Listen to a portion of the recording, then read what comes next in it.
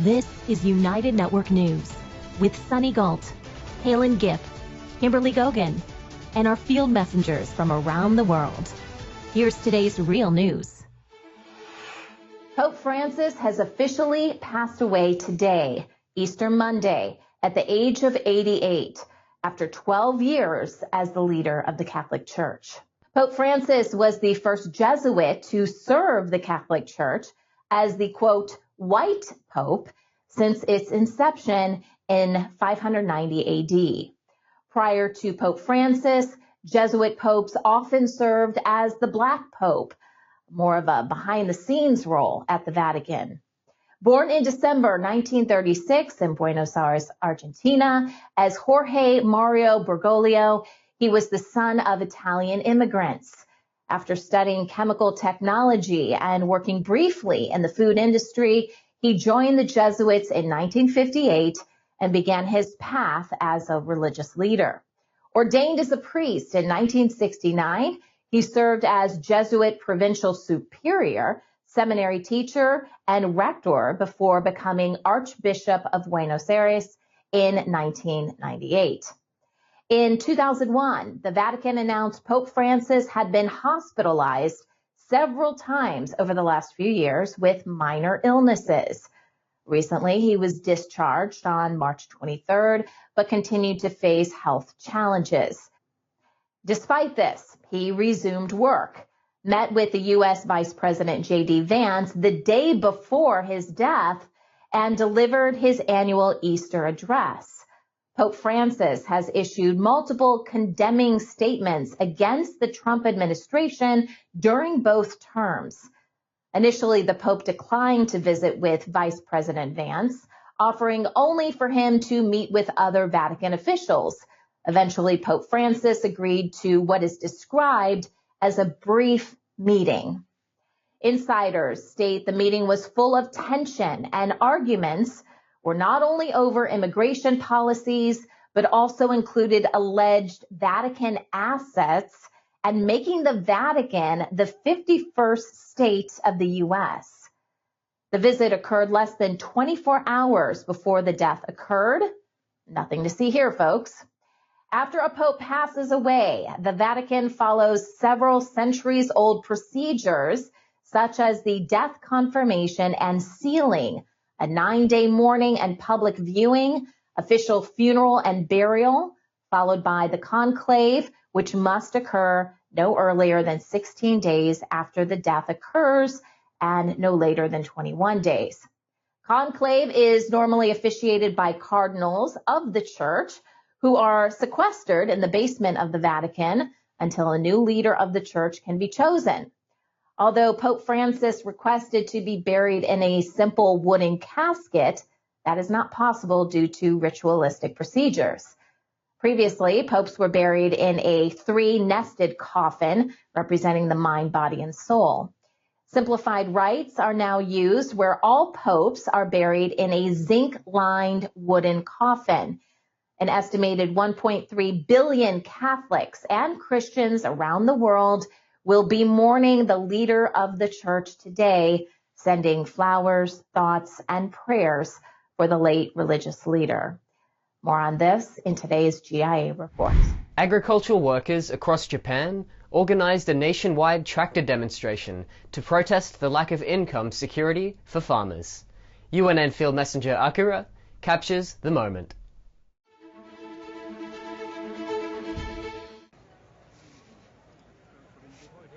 Hello, this is Field Messenger Akira reporting for UNN from Tokyo, Japan. On the 30th of March, there was a nationwide tractor demonstration march by agricultural workers. It was called Half with Humor, Half with Anger, Peasant Uprising in Reiwa. Reiwa is the imperial era name of today. This is really a rare case, although not the first time, for the modern Japanese farmers to stand up. In the EU or the United States, it must be not uncommon, and the scale of demonstration must be much larger. In Japan, There is no system of income security, so farmers are in a difficult situation. If you convert it into an hourly wage, their income is less than 10 cents. Is this a slave system of modern times or something? Many people are angry with the Japanese government, which is seriously trying to kill Japanese agriculture. By seeing these people, I realized that they are fighting not only for themselves, but also for all Japanese people. Some politicians were working alongside of them. I do hope that this movement is natural and never ends up as a controlled opposition, as once had happened to the anti-vaccine movement in Japan. This is Field Messenger Akira reporting from Tokyo, Japan. Thank you for watching.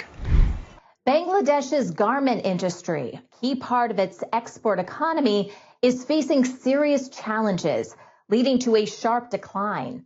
In the past year, 76 factories have closed, leaving more than 50,000 workers, mostly women, unemployed, according to the Apparel Resources platform.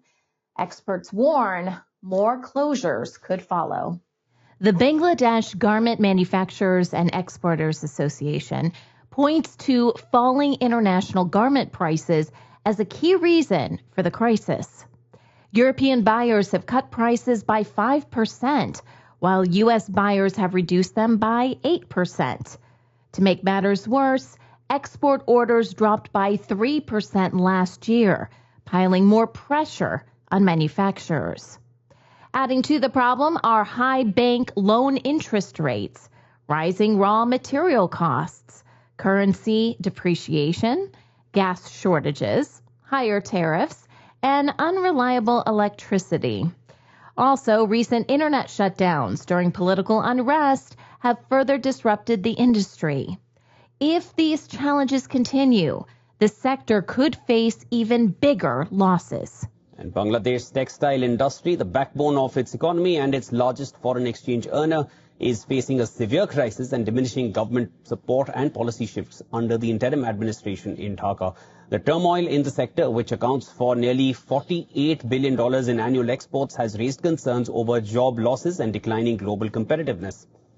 Recent developments suggest that Bangladesh's ready-made garment sector is under mounting pressure, with industry leaders warning of an economic downturn if urgent measures are not taken. The crisis has been exacerbated by reduced government incentives, particularly during Ramzan and ahead of Eid, traditionally a peak period for production and sales. With garment exports contributing nearly 84% of Bangladesh's total foreign earnings, the sector plays a crucial role in the country's economic stability. The industry employs over 4 million workers directly, with an additional 15 million people reliant on its supply chains, making it one of the largest employment generators in the nation. Women make up a significant portion of the workforce, and widespread layoffs could have severe social and economic repercussions. Concerns have also emerged over the country's ability to retain its market position in the global apparel trade. With growing competition from countries like Vietnam and Cambodia, Bangladeshi factories are turning to automation to stay competitive. The machines can replace up to 6 workers each, and some factories are predicting workforce cuts of about 22%. Job reductions are already becoming noticeable for both workers and factory operators. Meanwhile, garment workers continue to deal with overwhelming workloads, low pay, and constant pressure to hit production targets, often at the expense of their health. Even with a recent wage increase, many still struggle to make ends meet, with some even skipping meals just to keep up at work. Long hours and overtime have become essential to survive, but the tough working conditions leave workers completely drained, both physically and mentally. Here, thousands of workers are racing against the clock in factories that manufacture fast fashion for the world. Welcome to Dhaka, Bangladesh, where the heart of the global garment industry beats. Factories are increasingly turning to automation and surveillance technologies to enhance production. But at what cost? This device is called NEIDLE, short for No Idle. It tracks how many pieces a worker completes and how long they spend time idly. For many, this constant monitoring adds immense pressure to meet daily targets. A young woman here has a target of 101 pieces a day. If she constantly falls behind for a few days, she risks losing her job. Factories like these supply major brands like H&M and Zara, and they're under constant pressure to produce quickly and efficiently. But the push for efficiency has led to significant job losses. Women who once made up the majority of the workforce are now being replaced by machines. A recent survey found out that 80% of factories are planning to purchase more automated machines in the coming years. But the human cost is steep. As automation cuts labor costs and boosts production, many workers are left behind, struggling with low wages and demanding working conditions. The minimum wage for garment workers was recently raised to just $100 per month, but many argue that this is still not enough. Garment workers in Bangladesh have been pushing for a minimum wage increase to $200 since 2022. As inflation has made basic needs like food and housing harder to afford. While wages in Bangladesh are similar to competitors like India and Pakistan, a jump to $200 would make it one of the highest paying garment producers, even surpassing Vietnam and nearing Indonesia and Cambodia. Experts say this could significantly raise production costs. But buyers are unlikely to pay much more, leaving factories to absorb the extra expenses. Many factories might struggle with reduced profits or even face closures. Since Bangladesh's edge in the industry is its low production costs, brands could shift orders to cheaper countries like Ethiopia or Myanmar. If too many brands leave, it could be tough for Bangladesh to regain its spot in the global market. The way the current situation is with the high price of essentials, it's become very hard for us to get by with the wages we get. It's like choosing between salt or rice. We want our wages to be raised.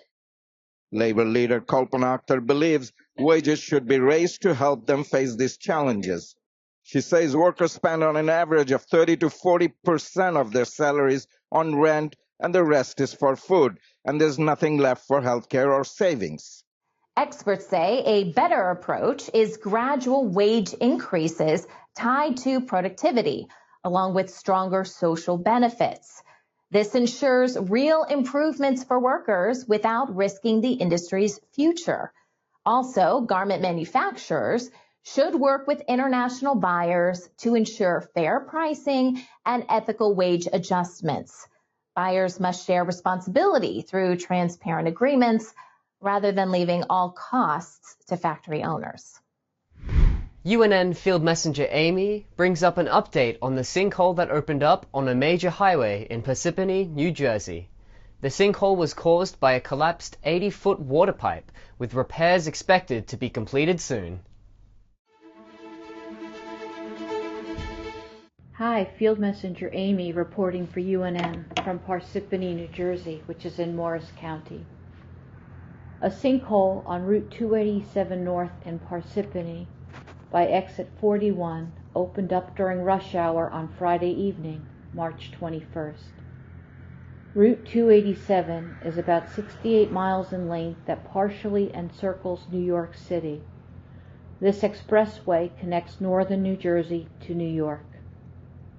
About 10 miles from this site in Wharton, a different major interstate highway, Route 80, has been under repair for over 6 weeks for sinkholes that have opened up on both sides of the highway.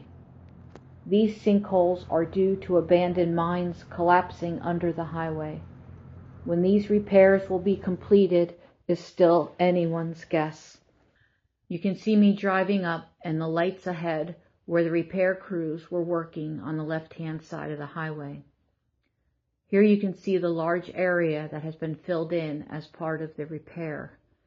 2 hours ago, I could see There was still some water on top, and it was half the size of this large area that you see now. Unlike the collapsing mines in Wharton, this sinkhole seems to be the result of an abandoned water pipe that was 15 feet below this section of highway.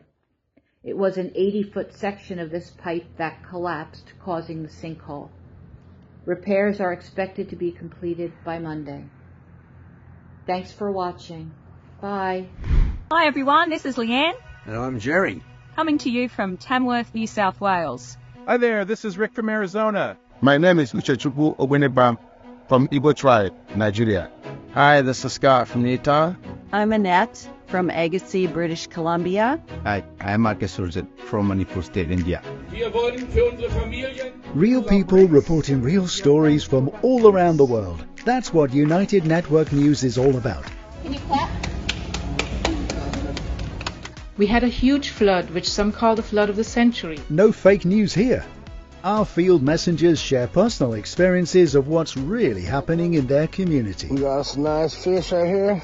At UNN, you are the news. My family and I had a very good time. Take the next step. Become a UNN field messenger and share the real news with the world. In the northwest province of South Africa, I am United Network News. I am United Network News. I am United Network News. I am United Network News, and if it's going to be, it's up to me. It's going to be, it's up to me. If it is going to be, it's up to me. If it's going to be, it's up to me. If it's going to be, it's up to us. Field Messages, United Network News.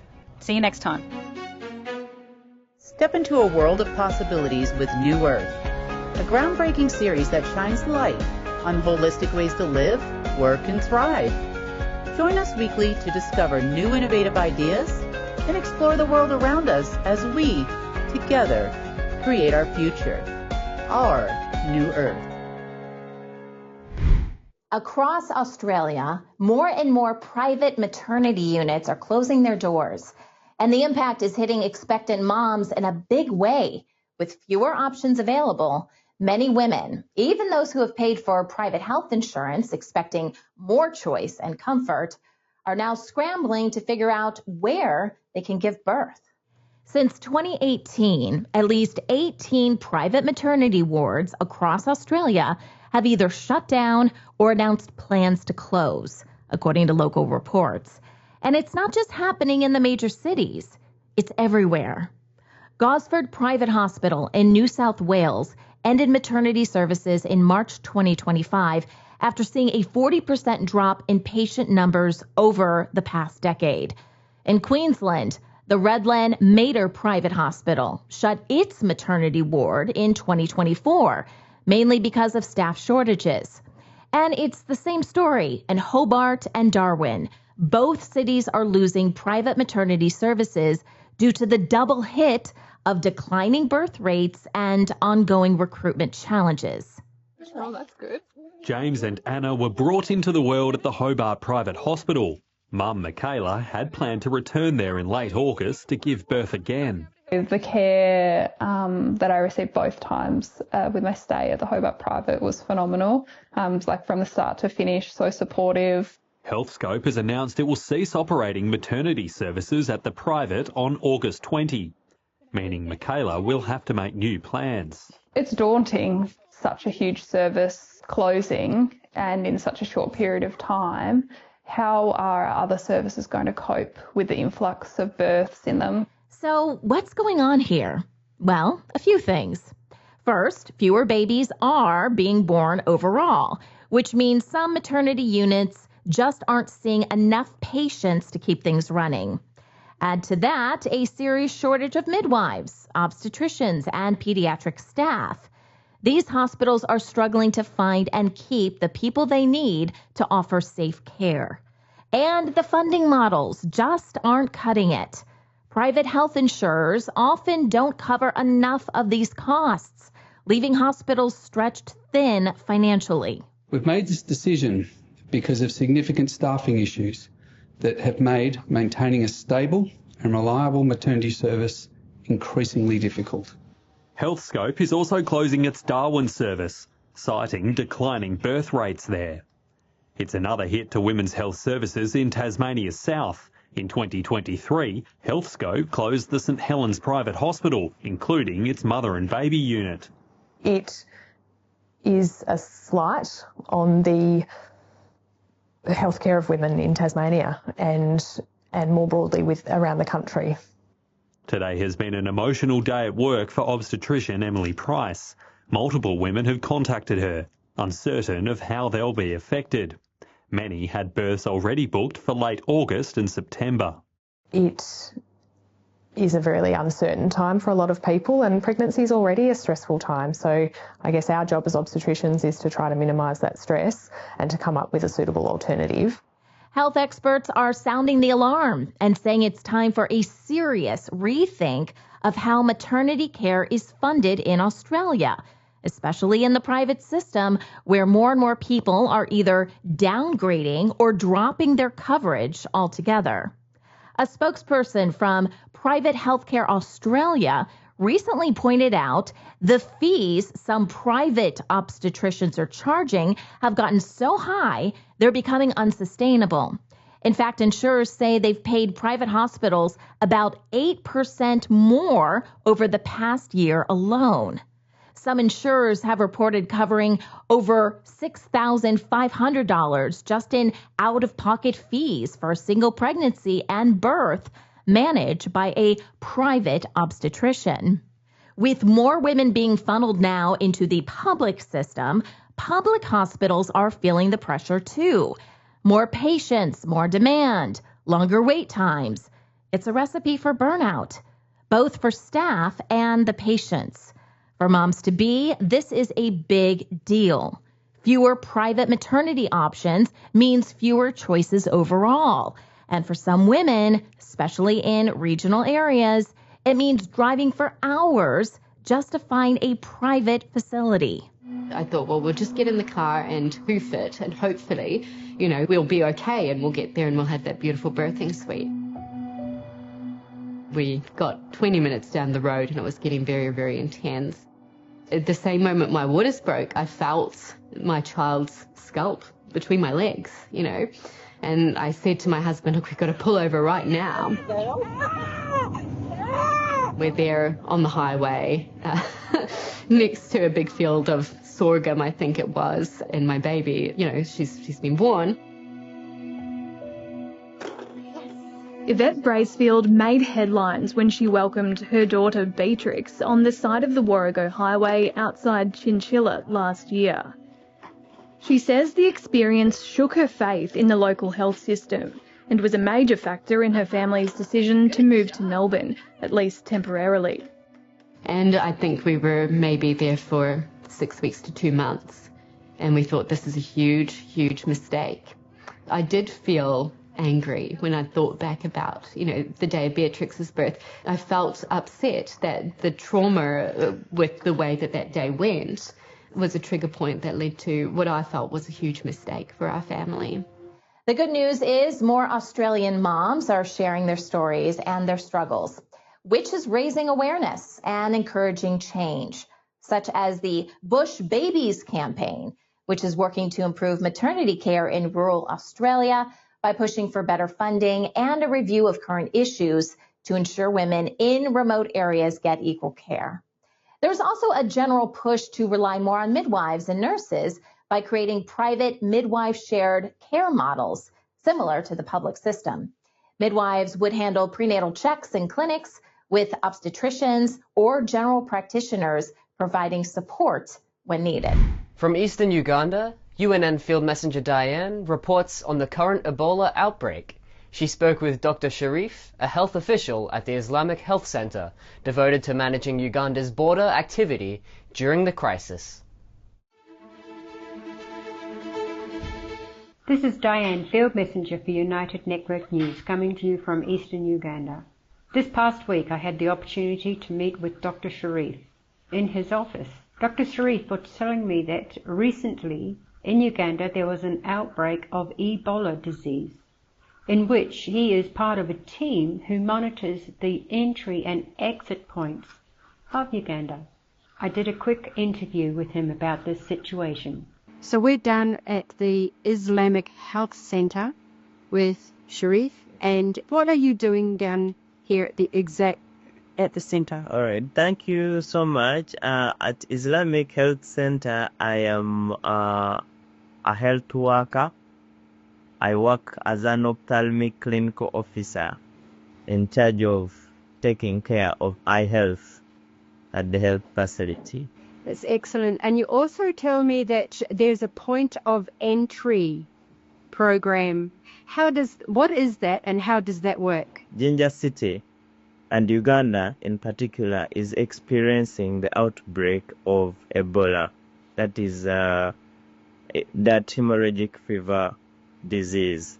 And we are tasked to ensure that there is zero importation or exportation of disease to the outside world. So we are charged with ensuring that whoever travels out of the country through such routes are properly screened so as to ensure that there is zero importation or exportation of disease to and from the outside world. That is fantastic. But your passion is with the eye. Yeah. So I'm happy to have my patient who is an eye patient as well. I happen to be a specialist, just as I mentioned earlier. I happen to be an eye specialist, and so I was approached to aid in helping out to my little sister about the eye problem that she presented with. And according to my assessment, Chirabo happens to be having two issues. One, there is what they call the external hodiolam, and according to her presentation, she clearly mentioned that it has been recurring. Now, this external hodiolam, others call it sty, it affects the eyelid rash around the margin there. But as well, Chirabo has had a chronic illness of allergy, of which allergy is a body's reaction. It's an immune response of the body to anything foreign in the environment, that we first manage the infection first with the antibiotics, then we are able to review her after 1 week, and then we can look at the allergy. That's perfect. Yeah. Now, I noticed that on arrival we had no electricity. Is that a common problem in your centre? About the problem of electricity, it hasn't really been a very big problem, but majorly we are also in the rain season. Possibly it is partly why we had shortage of power, but we are appreciative to the administration because at least we have a standby power source. That's the generator we've had running in the background. Perfect. Thank you so much for your time. You're welcome, and wish all the viewers the best. This is Islamic Health Center 3, and we continuously welcome you. This has been Diane for United Network News. Thank you for watching. Let's be honest, college costs a lot. While some students have opportunities to fund their education, many end up relying on student loans. And with the cost of tuition, books, and living expenses continually rising, it's no surprise student loan debt is a major concern for many individuals. But what exactly are student loans? Student loans are financial aid packages specifically designed to help students pay for their education. They are a type of loan that must be repaid with interest over time. In the United States, there are two main types of student loans, federal and private. Federal student loans are funded by the government and have fixed interest rates. They do not require a credit check or collateral, making them accessible to almost all students. On the other hand, private student loans are funded by banks, credit unions, and other financial institutions. They often have higher interest rates compared to federal loans and may require a credit check or collateral. Private loans also do not offer as many flexible repayment options as federal loans. Navigating the world of student loans can seem daunting. but it doesn't have to be. Understanding the difference between federal and private loans is crucial, as federal loans usually come with lower interest rates and flexible repayment plans.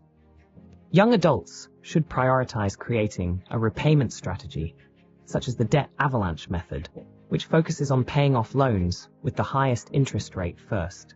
To minimize the burden, consider options like income-driven repayment plans and exploring loan forgiveness programs, especially for those pursuing careers in public service. Lastly, making bi-weekly payments can reduce the interest accrued over time, helping stabilize your financial future while you pursue your dreams. Student loans are common, but there are alternative ways to fund your education without taking on debt. Scholarships and grants are a great option since they don't need to be repaid and are often awarded based on merit, need, or special skills. You can also look into work-study programs where you earn money through part-time campus jobs to help with expenses. If you do need a student loan, start with federal loans. They usually have lower interest rates and better terms.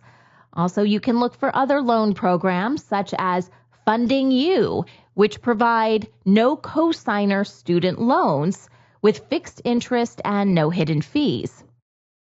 They offer student loans based on grades, not credit scores, so students without credit history can still fund their education. For private loans, compare options carefully, including interest rates and repayment terms, and seek advice from a financial aid advisor if needed. Before borrowing, create a budget to figure out how much you can afford without impacting your future finances.